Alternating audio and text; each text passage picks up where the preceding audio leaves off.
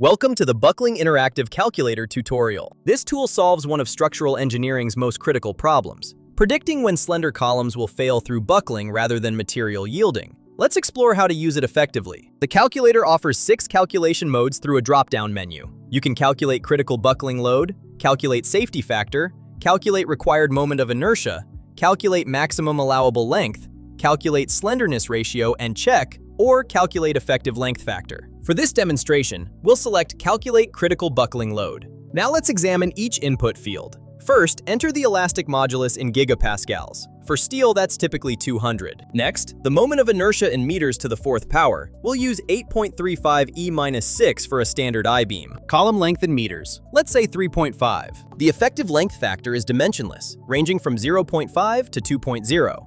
We'll keep it at 1.0 for now. For the boundary condition dropdown, you'll see fixed with k equals 0.5, fixed pinned at 0.7, pinned at 1.0, and fixed free at 2.0.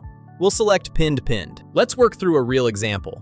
For a steel column, elastic modulus 200 gigapascals, moment of inertia 8.35 E-6, column length 3.5 meters, effective length factor 1.0, with pinned boundary conditions. Click Calculate. The critical buckling load appears as 245,000 newtons.